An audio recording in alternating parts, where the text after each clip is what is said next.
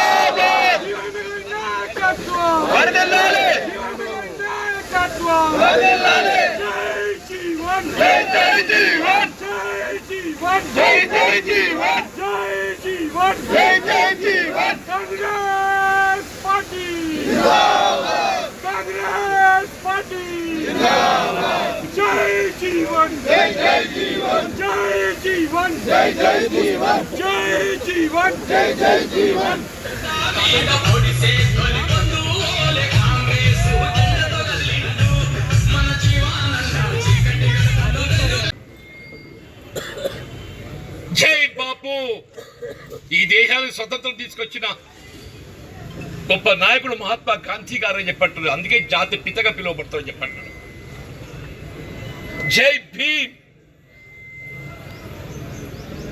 ఇవాళ బాబాసాహెబ్ బిఆర్ అంబేద్కర్ గారు ఏదైతున్నదో మనకు అందించిన రాజ్యాంగ మూలం ఇవాళ ఫలితాలు ఏదైతుందో ఫలం ఏదైతుందో మన దేశాన్ని ప్రపంచ దేశాల్లోకి వెళ్ళా అగ్రస్థానాలు నిలబెట్టగలిగిందని చెప్పంటే అది బాబాసాహెబ్ బిఆర్ అంబేద్కర్ గారు మనకు అందించిన రాజ్యాంగం అని చెప్పండి. జై సంవిధాన్. మన నినాదం ఏదైతుందో జై బాపు, జై భీమ్, జై సంవిధాన్. రాజ్యాంగ పరిరక్షణ కొరకు పాటుపడము. ఎవడైతే రాజ్యాంగాన్ని తుట్టుపడవాలని ప్రయత్నం చేస్తాడో వాడిని అడ్డుకోవడం ఏదైతుందో వాడిని నిలువరింపజేయటం, మన హక్కుల కొరకు పోరాటం చేయటం ప్రతి కాంగ్రెస్ కార్యకర్త బాధ్యత భావిస్తారని చెప్పండి. దయచేసి సరే రేపు స్థానిక సంస్థలు ఎన్నికలు వస్తున్నాయి. తప్పకుండా కాంగ్రెస్ పార్టీ జెండా ఎగరవేస్తుంది. ఏమంటున్నాయి జగిత్యాల్లో అని ఉమ్మడి రాష్ట్రంలో రాష్ట్రమంతా తెలుగుదేశం జెండా ఎగరేసినాడు. జగిత్యాల్లో కాంగ్రెస్ పార్టీ జెండా ఎగరేసిందా? రాష్ట్రమంతా తెలుగుదేశం జెండా ఎగరేసింది. 87లో ఎన్టీ రామారావు గారు రెండో పర్యాయ ముఖ్యమంత్రి బాధ్యతలు చేపట్టిన తర్వాత నిర్వహింపబడ్డ ఎన్నికల్లో జగిత్యాల మున్సిపాలిటీలో పుప్పాల ఆశాలు గారు ఏదైతున్నదో మున్సిపల్ చైర్పర్సన్ ఎంపీ కావడం జరిగిందని చెప్పంటారు. రెండో పర్యాయం 94లో తిరిగి రామారావు గారు తదుపరి చంద్రబాబు నాయుడు ముఖ్యమంత్రి కావడంతో మొత్తం రాష్ట్రం అంతా టీడీపీ.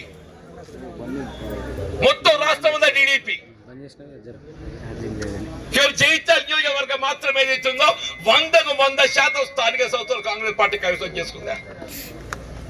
జగిత్యాల మున్సిపాలిటీ 32 ఉంటే 27 గెలిచినామో 27 గెలిచినాయి. 32 ఉంటే 27 గెలిచినాయి. మల్యాల మండలం ఏదైతున్నదో 12 ఎంపీటీస్ 12 గెలిచిందా. జగిత్యాల మండలం 16 ఉంటే 11 గెలిచామన్నా. కొడుమేల 11 ఉంటే 9 గెలిచామని చెప్పి అంటున్నా. ఇక్కడ మనం పెగడపల్లి గెలిచినాం, గొల్లపల్లి గెలిచినాం. మొత్తం స్థానిక సంస్థలు రాష్ట్రం అంతా తెలుగుదేశం చంద్రబాబు నాయుడు. కాంగ్రెస్ లో మాత్రం వాడిని అడుగు పెట్టనీయలేదని చెప్పట్టు. నేను రాబోయే స్థానిక సంస్థల ఎన్నికల్లో ఇలా కాంగ్రెస్ పార్టీ జెండా ఎగరవేయటమే కాదు, అవకాశవాదులు ఎవడొచ్చినా కానీ మన అడ్డం బండైనా కానీ మన అడుగు పెట్టనియమని చెప్పి అంటున్నా. ఇది మా హక్కే అంటున్నాను. మా 10 ఏళ్ళ శ్రమకు ఫలితం పొందబోతాం రేపు. మా 10 ఏళ్ళ శ్రమకు ఫలితం అని చెప్పి అంటున్నా. ఎవడైనా అడ్డదారిలో రావాలని ప్రయత్నం చేస్తే అక్కడిని అడ్డంగా తొక్కుతాం అని చెప్పి అంటున్నాను. జాగ్రత్త. ఈ జన్మదినం అనేది ఏదైతుందో నా చివరి వరకు ఎన్ని చెప్పాను నేను. ప్రజా జీవితం నిజంగా అదృష్టమే. ఇటువంటి ఒక జీవితం అందరికి రాదు. ఇటువంటి జీవితం అందరికి రాదు. నన్ను అంటారు అందరూ, అరే ఇది ఏం సార్ కాంగ్రెస్ వచ్చి కూడా మనకి కష్టాలు ఏంటంటే, అరే నాన్న కష్టాలలోనే మనకు గుర్తింపు వస్తుంది. మనకి గుర్తింపు ఎప్పుడు వస్తుంది? కష్టాలనే గుర్తింపు వస్తుంది. సుఖంలో ఎవడు గుర్తిస్తాడే? మన కష్టాలలో ఉన్నాం కాబట్టే జనం మనం గుర్తిస్తుంది. జనం మనకు అన్యాయం జరుగుతుంది కాబట్టే జనం మనం గుర్తిస్తున్నారు. తప్పకుండా ఇవాళ ఏదైతుందో ఇలా నేను ముందే చెప్పా, పాండవుల అజ్ఞాతవాసం ముగిసి ఏదైతుందో మళ్ళీ రాజ్యాధికారం ఏ విధంగా చేజిక్కించుకున్నారో ఇలా మనం కూడా ఏదైతుందో ఈ స్థానిక సంస్థల ఎన్నికలతో మన అజ్ఞాతవాసం ముగియబోతున్నది. ఈ స్థానిక సంస్థల ఎన్నికలతో మన అజ్ఞాతవాసం ముగియబోతున్నది. రాబోయే కాలం ధర్మాంది న్యాయాంది, రాబోయే కాలం ధర్మాంది న్యాయాన్ని చెప్పట్టు నేను. శ్రీరామచంద్ర ప్రభు ఆదర్శంగా ధర్మం పట్ల ఏదైతుందో నిష్ఠతోని ఆయన ఎన్ని త్యాగాలు చేశారు కానీ చివరికి ఏదైతుందో యావత్ భూ ప్రపంచం ఉన్నంత కాలం మనకు ఉన్నట్టుగా ఆదర్శ పురుషుడు ఎవరు అంటే శ్రీరామచంద్ర ప్రభు అని చెప్పండి. వారి ఆదర్శంగా తీసుకోవటం. మహాభారత యుద్ధంలో ఏదైతుందో అర్జునుడు ఆయన జెండాకి ఎవరు పెట్టుకుంటే హనుమంతుని ఆంజనేయ స్వామిని పెట్టుకున్నాడు. ఆంజనేయ స్వామి ఉంటే ఏదైతుందో ఇవాళ విజయాన్ని ఎవడు ఆపలేడు. మనకు అదే ఆంజనేయ స్వామి రక్ష, అందుకని కొండగట్ట పోయి ఏదైతుందో ఆ ఆంజనేయ స్వామి ఆశీర్వాదం పొందొచ్చిన చెప్పంటున్నాను. ఇలా కొండగట్ట పోయి అదే ఆంజనేయ స్వామి ఆశీర్వాదం పొందొచ్చిన చెప్పంటున్నాను.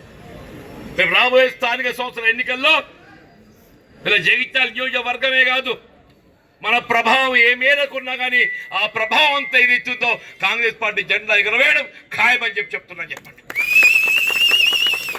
నిజంగా మీరు ఇంత అభిమానంతో నాకు అంటే అసలు దేవుడు ఇచ్చిన వరం అనుకుంటాను నేనైతే.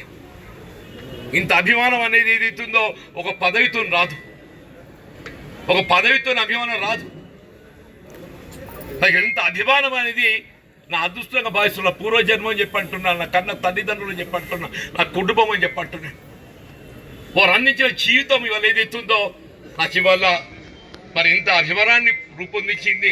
నేను కేవలం ఏదైతుందో వాళ్ళు అందించిన జీవితానికి నేను పేరు నిలబెట్టుకుంటున్నా చెప్పండి.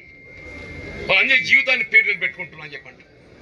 దయచేసి అందరం కూడా ప్రజాసేవే పరమావధిగా మనకున్న అవకాశం మన జీవితం వెళ్ళిపుచ్చాలని చెప్పని నేను ఎక్కువగా సమయం తీసుకోకుండా మరి ఇంత ఉత్సాహంగా మరి ఈ కార్యక్రమాన్ని నిర్వహింపజేసి నాకు జీవితంలో ఒక తృప్తినిచ్చే విధంగా 75వ సంవత్సరం అంటే ఇక దాన్ని ఏం అంటారు నాకు తెలియదు. ఏమంటారు దాన్ని గోల్డెన్ జూబ్లీ అంటారా లేకుంటే ఏమంటారు ముగ్గురు అన్న